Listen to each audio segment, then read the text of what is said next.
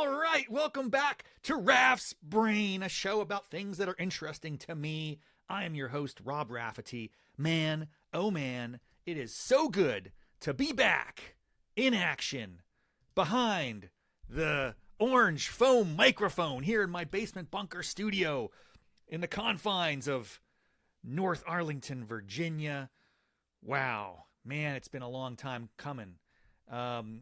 For those of you who have listened in the past, thank you for sticking around. I'm not sure if this is going to automatically upload into your preferred podcast platforms. I have no idea how people are going to find this. It's been several years, really, since I produced any content, but I'm going to give it a go again. I'm very excited. I'm calling this episode 0 of the new, latest, greatest edition of Raff's Brain. And this title of this episode is Fourth Time's the Charm. Yes, this is my 4th attempt at the Raff's Brain podcast, but I think this is going to be the best attempt yet. That's the attitude I have to have going into it. It's August 8th, 2024. Let's jump right in. Oh, and by the way, I assume many of you are listening. I mean, many. Many of you, yes. To the people that happen to counter this or come across it, thank you. I'm also stepping it up a notch this year. At least that's the idea. I'm producing both the audio version as well as a YouTube version. So I have a video that I'm making with my Loom, Loom. It's a fun piece of software that lets me do like narrated slide decks. And I have this Vanna White type presence in the bottom right-hand corner of the screen. So if you're missing out on the visuals, you can check me out at Rob Raffety. It's like youtube.com/Rob Raffety, something like that. Google around, you can find me. I have a weird name. All right, let's jump into my slide deck here for episode 0. Like I said, 4th time's the charm. So just backing up a second for everyone. What is Raff's Brain? What the heck is this show? Well, it's had many iterations, many previous attempts. And let me give you a quick rundown of that, because it's kind of like a multi-year saga that has led to this point, version 4.0. But we started the entire project back in January 2020. Great time to start something new, right? Hey, it's a new year. It's a new decade. I'm going to jump right in and just like crush it with the podcast. And it was really fun at first, for the first month or two before you know what hit the fan and the global pandemic came on the scene. But here's the context. Previously, that summer of 2019, I produced my first ever one-man show, What I've All Been Waiting For. It was an experiment in performance art, storytelling, sort of like a really zany, goofy PowerPoint presentation for 45 minutes at the Capitol Fringe Festival here in the Washington, D.C. area. Had a blast, was pretty well received despite the mediocre level of creativity that was on display. I'm happy with it. I learned a lot. I had a fun time, and I wanted to do more of it. So I went into 2020 with a goal. I'm going to be in the Capitol Fringe Festival in the summer of 2020. I'm going to step it up. I'm going to have a great production, or at least better than what I had done previously, and build upon that momentum and energy and just kind of like make this a thing that I do. Zany PowerPoint talks. So I was all gung-ho about it, and I started the podcast. The initial iteration of Raff's Brain was documenting my pre-production, writing, creative process of what I was putting together, the show that I was going to perform at the 2020 Capitol Fringe Festival. Of course, that all falls apart. The world falls apart, right? If we all remember that. It's such a blur, but yes, that was a terrible time for the world. For the Capitol Fringe Festival, it was canceled that summer, so my podcast sort of stalled out. Meanwhile, I was having a little mini existential crisis, as many of us did. I mean, if you remember the first time COVID hit the scene, it was chaos. It was anxiety-inducing because we didn't know the scope of it. I just was, thinking, what could happen? Could I die? I mean, maybe I will get this disease and die. That was like, it seemed like a realistic possibility. So I started asking those questions, like, well, what have I done in life? What do I regret? What would I like to do more of or less of? And how do I, stop putting, off for tomorrow what you can do today? And that all culminated with me enrolling in an online Master of Fine Arts program at Point Park University, PPU, out of Pittsburgh, Pennsylvania. A 2-year program, largely student-driven, and I really enjoyed that. I started really the summer of 2020, and I pivoted this podcast. I said, I had this podcast going. I've been doing monthly episodes about my one-man show. Of course, that was derailed, but then it became a show about my experience in the MFA program. Hey, maybe there are other people out there that would like to hear my experiences, the classes I'm taking, the challenges I'm having, what I'm learning, everything along those lines.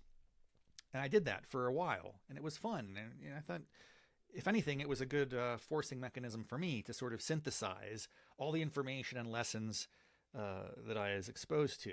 And I did that for about 1.5 years. But then we had some personal health crises that emerged here in the household that required me to put the podcast on hold. It required me to put my graduate studies on hold. And that was fine. That's what you do when other priorities emerge. And thankfully, that was all resolved over the course of, say, 1 year or so.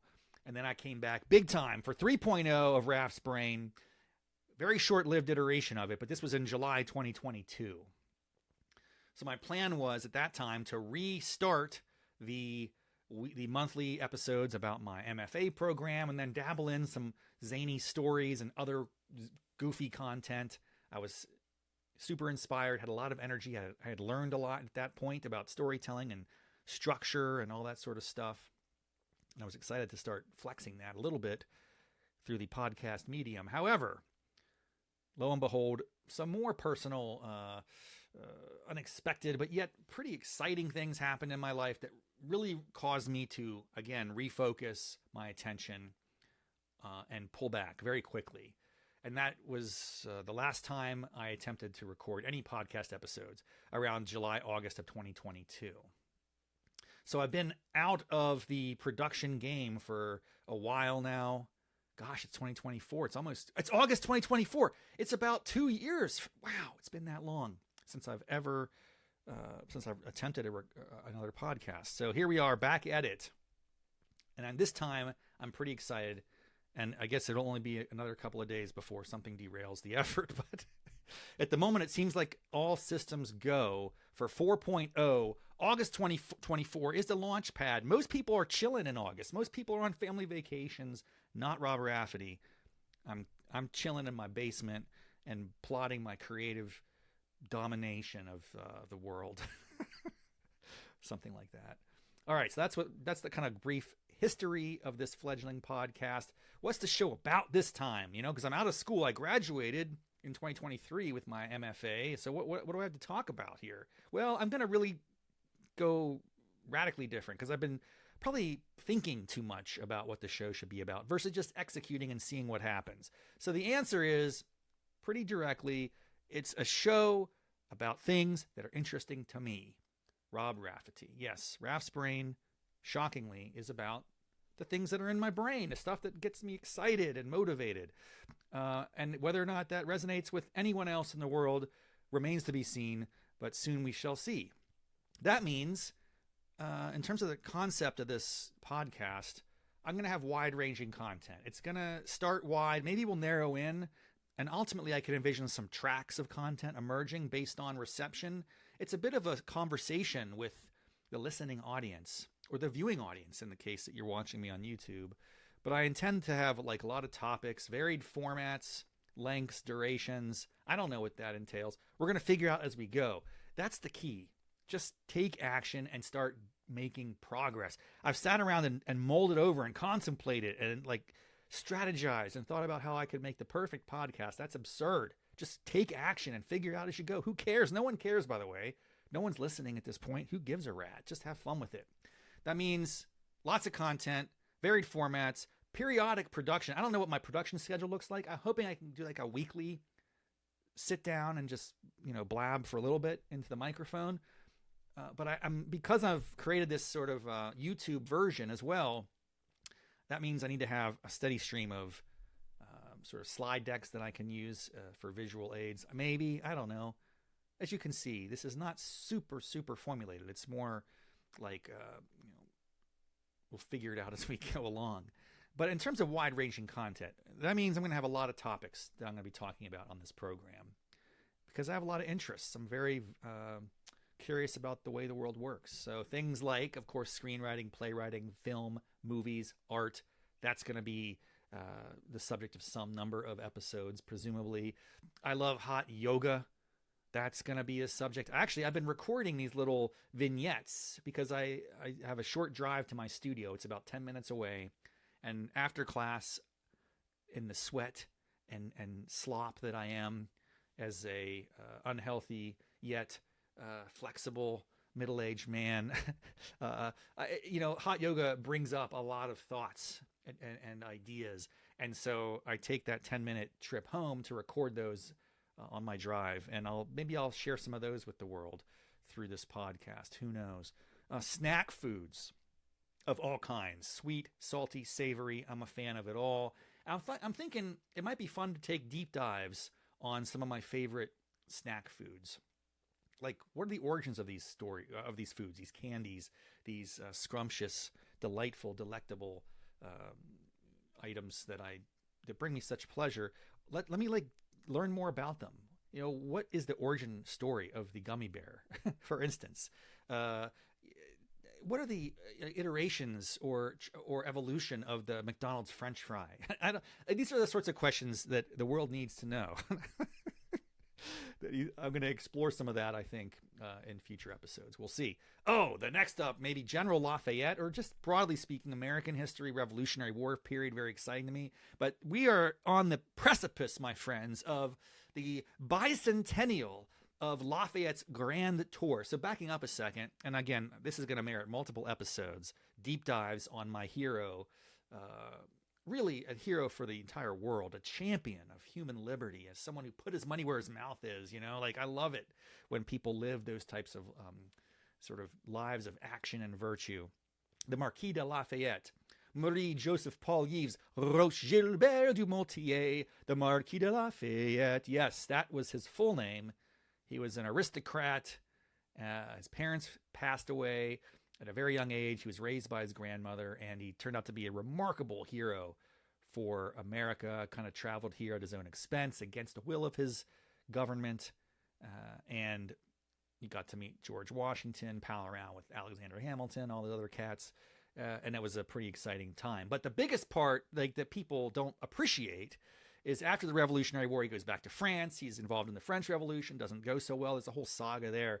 But he comes back to America in 1824, 1825, which is what? It's 200 years ago. Yes, it's coming up on the bicentennial this August. Actually, it's only maybe a few weeks away that they're going to celebrate this 200-year anniversary of his grand tour. So at the invitation of President James Monroe, who, by the way, he had met while he was here fighting the revolution, Captain Monroe in the Revolutionary Army. It was pretty cool. So he invites the Lafayette back. Hey, why don't you come back? It's, America's turning 50 years old in the near future. And we have a generation of people who were born here in America that didn't experience the revolution or have to struggle. So how are we going to pass this torch of liberty and democracy and sustain the republic? So bottom line is Lafayette comes here. He's celebrated, feted, all across America. That's where we get a lot of towns renamed, like Lafayette, Fayetteville, Lagrange, which is his homestead in France.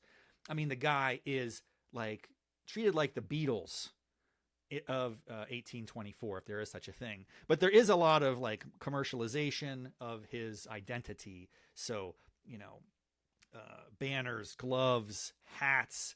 It's kind of cool to imagine that type of reception for a foreign officer in our army, in the American army. He addresses a joint session of Congress. All sorts of cool things happen. Look, there's going to be lots and lots to discuss over the next year and a half, because 1824 to 1825, Lafayette embarks on a tour across all 24 or 26. I can't remember exactly how many states there are in 1824, but he visits all of them. He connects with all these legendary American heroes. The dude has a remarkable life, and we have firsthand accounts of his entire journey. So, for instance, he is there in Boston to celebrate Bunker Hill Day and helps shovel the dirt that would become the basis for the Bunker Hill Monument there in Boston. He goes to Mount Vernon. He goes down the Mississippi River. He's all over the place. It's so cool. And I'm going to talk about him a lot in future episodes. And maybe even interview some of the other folks I've been palling around with who are like, really into this guy. There's a group out there, the American Friends of Lafayette. I'm a member, former vice president, former board member. I'm a big fan, and we'll be talking about him on the show. We'll also maybe hit up a little bit of my developing interest in the banjo and old-timey music. I was gifted a banjo when I was graduating law school. My father, for some reason, thought it'd be a nice gift. Hey, you just graduated law school, son. Let me hook you up with a really nice banjo. And I played it for maybe 6 months, but then put it down and got busy with some other things. And it's been sitting in the basement of my house, and I've been lugging it around from place to place my entire adult life. And gosh, that's a long time ago. I graduated law school in the year 2000. It's 2024. Almost 25 years I've been lugging around this banjo. And why? Because it's time to break it out. I got it restrung. There's a gentleman here in Alexandria, Virginia, who's working on it. And I might document some of my efforts to learn the banjo. The tools to learn anything in the world are so different than they were in 2000. So in 2000, I was watching like VHS videos to try to understand the different finger picking styles and things like that. But man, of course, YouTube and access to all sorts of other online resources and banjo groups and such. I think I could make a go at this. I have a little bit of musical talent, latent talent. It's not been fully cultivated. I've been in a few bands over my day. It's been a long time. I'll admit that.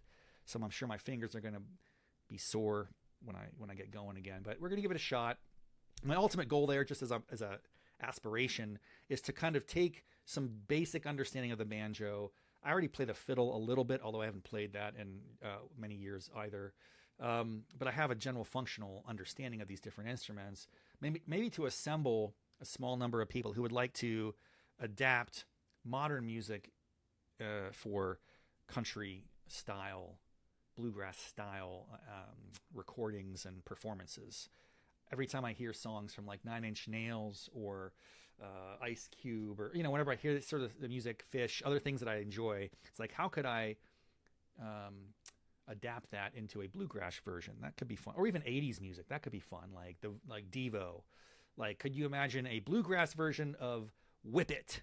Yes, I could, and I'd like to work on that. So we're going to talk about that on the show. Friends and family. I have an interesting cohort of parental units, although my mother did recently pass away. Rest in peace, Cynthia Raffety, extraordinary lady. But my father's still kicking, and he's got a pretty remarkable life story as basically a career law enforcement agent. The federal government primarily, but also some time as a city police chief. So he might be a fun guy to interview. But also lots of other creative friends that I've gathered over the years that I think could be fun guests. If I want to introduce a kind of talk show element to the show, we shall see. Oh, something else I might talk about here on this channel is cryptocurrency, the consumer blockchain, Bitcoin, Ethereum, Solana, all the good stuff, man. This stuff is fascinating. Oh yeah, NFTs. Yes, I'm a big fan. I know they're in the gutter right now, but as a technology, this stuff is really fascinating to me, and I'd be happy to dive into those passions on the show. I'm sure there'll be a lot of listeners out there who are excited to hear about that.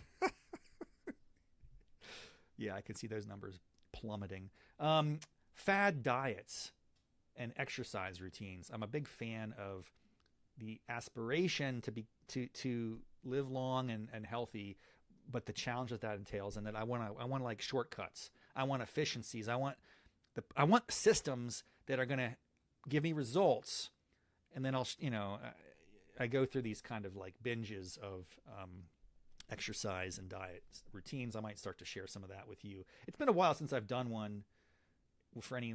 I've thought I've done a little bit of the sort of fasting. Intermittent fasting was the thing I've been playing around with lately.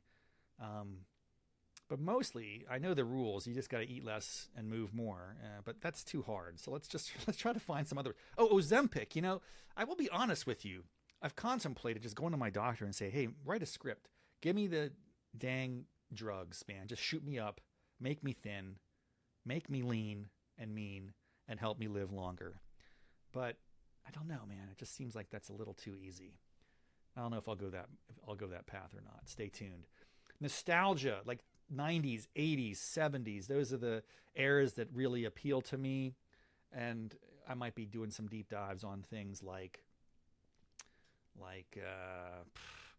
I don't know, what's something from that era, that like the cassette tape or the 8-track or the Rubik's Cube, or maybe even like I did have a can of sea monkeys that I bought the other day just on a whim because I saw it at a store. I was like, man, I haven't seen sea monkeys in a long time. I'm gonna make some sea monkeys. I'm gonna document some sea monkey action. I've never been able to successfully raise and breed sea monkeys. I tried many times in my life as a child. I remember it was like always such a mystery to me, and I wanted to see those sea monkeys, man. So could I give it a shot?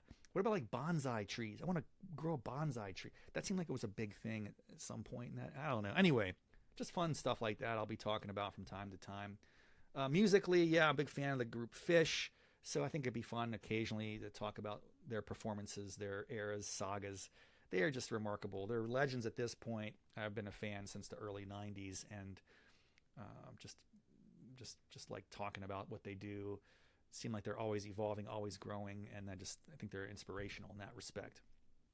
I might also talk about legendary food innovators, folks like Orville Redenbacher in popcorn, or Colonel Sanders in Kentucky Fried Chicken, Dave Thomas at Wendy's. I mean, these people are epic. They're heroes to me, man. I want to learn more about them and kind of distill some lessons and things that I can apply to my own life. The story that I appreciate most about these fast food icons is that a lot of them came to their success later in life. So the extent that I'm still, struggling and striving and maybe wishing to achieve some levels of creative output that I have yet to reach at my advancing age, I can look to them and say, hey, there's still time. You can still do it, Raffety. Never give up the dream. Something else I want to do for this show, take notes if you're listening. This is an important moment. I have set up, through the wonders of modern technology and Google Voices, a phone number through which I can solicit audience engagement. Yes, I can make it a kind of call-in show. So get your pen out and get ready to write down the number. 571-408-8058. 571-408-8058. It just rolls off the tongue. That is my call-in line, my hotline, the Raff's Brain Hotline, through which I hope that some number of listeners will have fun with it, reach out, pick a topic, make a statement, ask a question, leave a message, give me something to work with. We can have some fun that way, a little audience engagement. I've been listening to some other podcasts that do this. Theo Vaughn is someone who I admire as a comedian, as a podcast host, and he's got a pretty cool story. And he has folks calling in. I like the way that he does it. So I'm going to try to take some inspiration from others and maybe get a little bit of audience interaction. 571-408-8058. You don't even have to leave your name. It could be anonymous. And I don't care what you ask. It may be off topic. It may be completely extraneous. Obviously, keep it at least PG-13. I don't want to go too much in the R, certainly not the X territory, at least not yet. So just give me a call and let me know what you're up to, what you're thinking, what questions you have, what are some things I could discuss on the show, and then, ask and ye shall receive. I will try not to overthink it, of course. I'm just going to start rolling with the punches, hitting record and letting it rip. But no promises, because I tend to overthink things. In terms of varied formats, I want to experiment not only with the audio and video, podcasts. I think at some point I'd like to do some YouTube live streams. I don't know exactly how that's going to work, but I've seen it and I've watched a few other live streams, and I think it's a pretty simple thing to execute now. The technology's there. We have the technology. But do I have the will and the courage? Yeah, we'll see. Also, YouTube Shorts. So what I might do is take the long version of this video and throw it through this program. Maybe I'll even document that and share it with people just to show how it works. It's pretty cool. I can't remember the name of it, however, which is unfortunate. But It's this kind of AI program where you throw in a link to YouTube, and then it will automatically splice out some nuggets and cuts, 30 seconds to 2 minutes, and it gives them with it has the words on the screen. What is that called? Teleprompter type? No, not teleprompter. Closed captioning. That's what it's called. It automatically puts that in. It's kind of cool. That'd be fun to experiment with. I might throw some of those on TikTok. I might take like little clips and nuggets on my TikTok channel. Everything's, at this point, I've done a good job because my name's so weird. It's not like it's a hot property to possess or squat on. At Rob Raffety. You can find me on Twitter, TikTok, Instagram, Facebook. The problem with Facebook, I don't have Rob Raffety there. I just have Raffety. Well, whatever. Who cares? No one cares. Audio. So aside from the video content that I'll be producing on these different platforms, YouTube has a podcast channel apparently, so that could be kind of fun to mess around with. I'll be using Buzzsprout as my host for the show, but that is cool because you upload audio files there and it just blasts them out to all the other major platforms. And then what I'll do is I'll every week just share with the audience an assessment of where people are listening or watching or consuming the content, which channels or episodes or clips are performing the best. It's kind of a learning process for me as well. And that can help inform my approach in the coming weeks and months.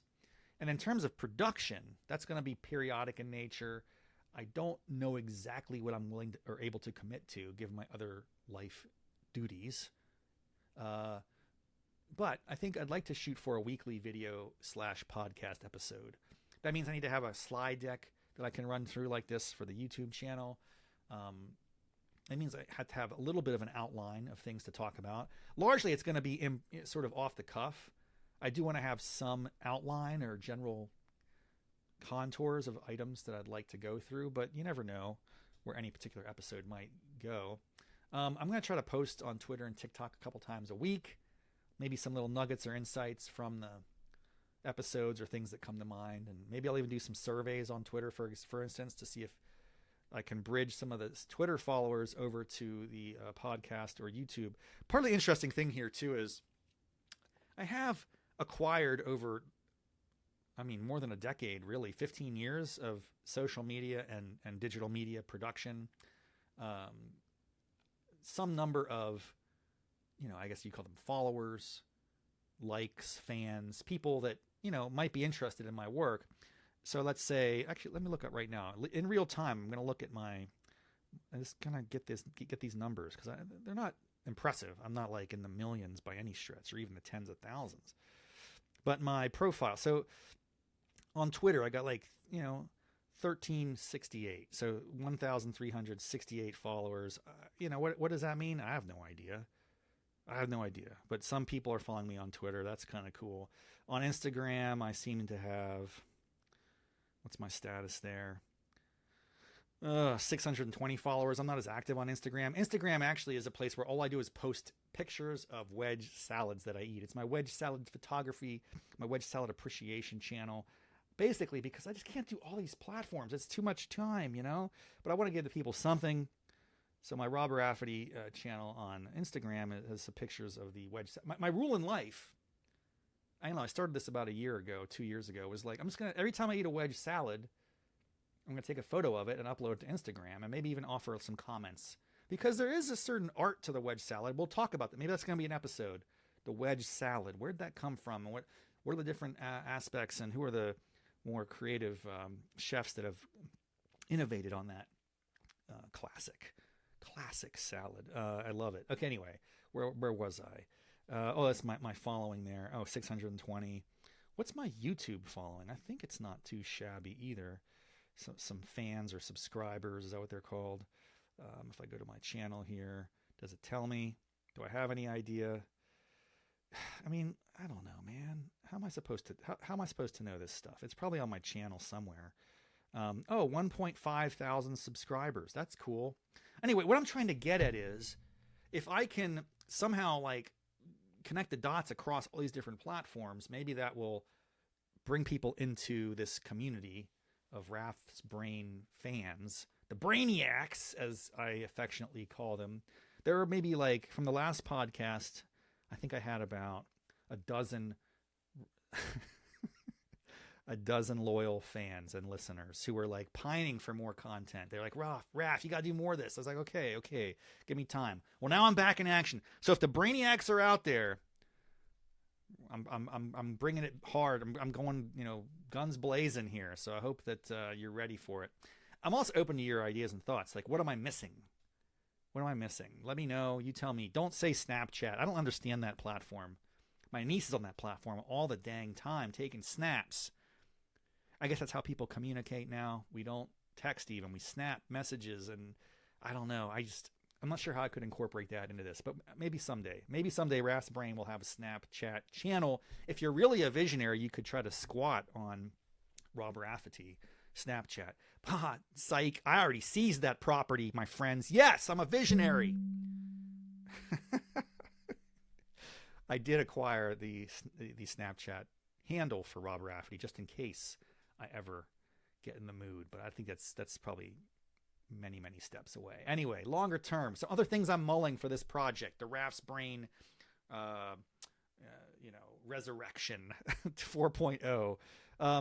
I would love to do a live event or performance of some kind as part of Raff's Brain. Maybe the next month or two builds up and culminates. And I'm thinking an obvious inflection point might be my birthday, October 23rd, coming up, a couple months away.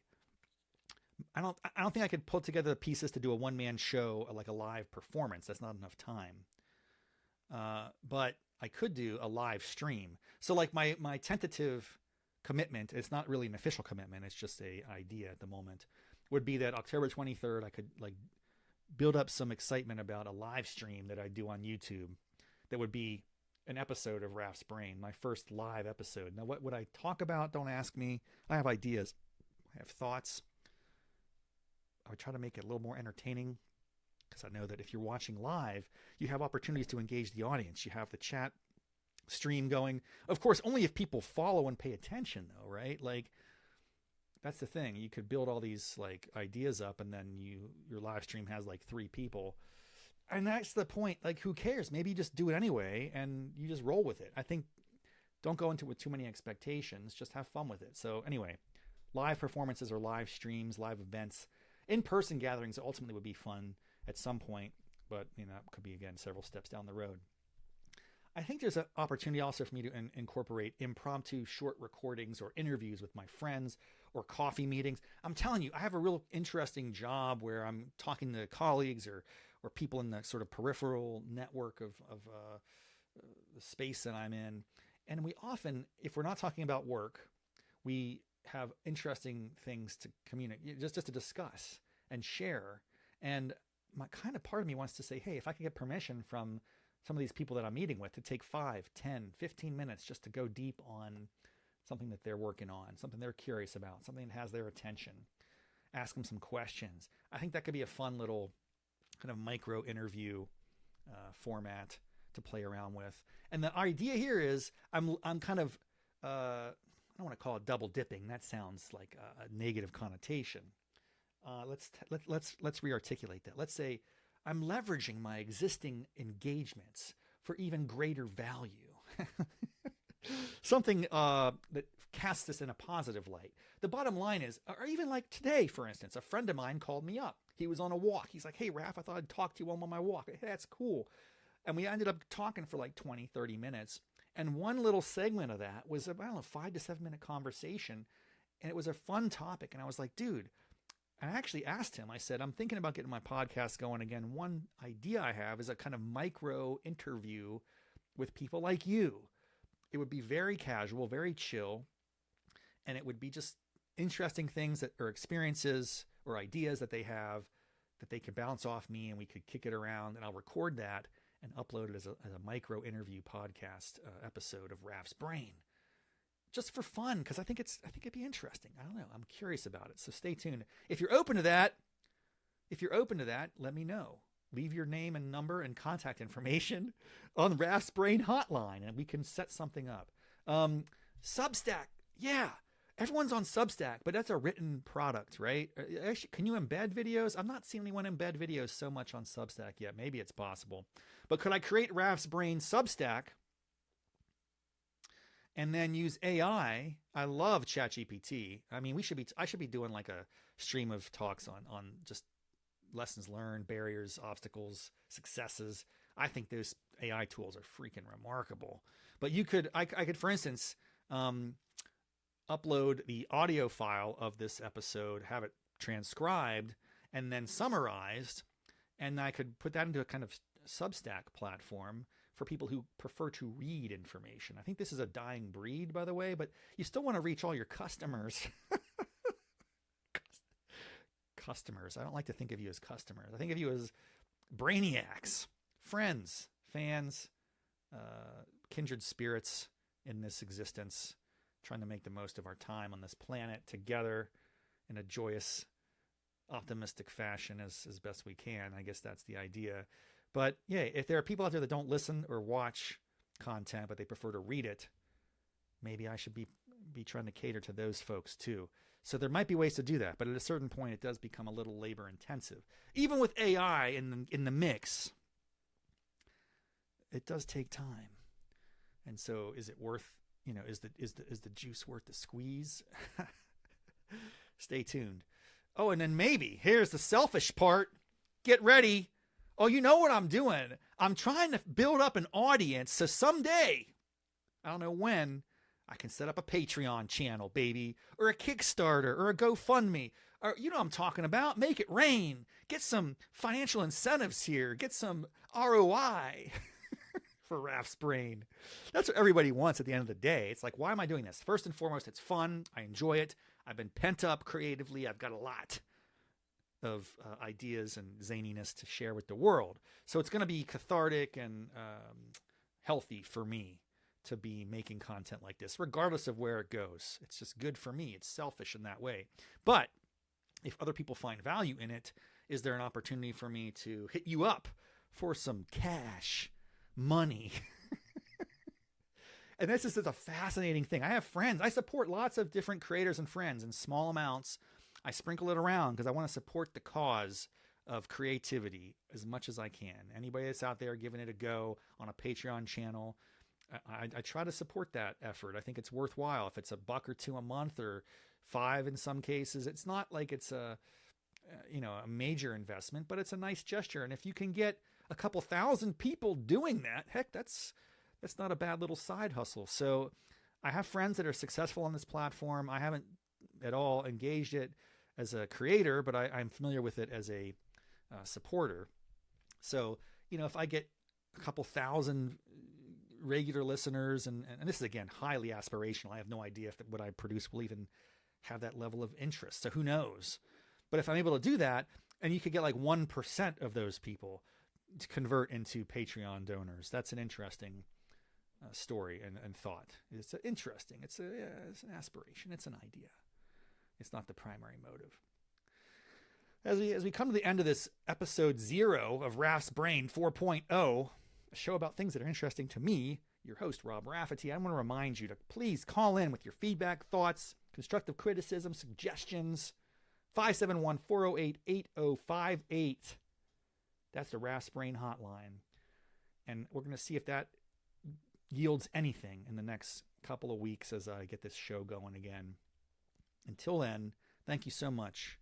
It's so good to be back. It's so great to just get back in the production game, the creative output game, because it's been a lot of mulling and contemplating and prognosticating and fantasizing and imagining what's possible without the action of actually doing anything. So I'm finally stepping out again to make content. I'm glad you're here for the relaunch of the show, and I'm excited. I'm really excited about what the future holds.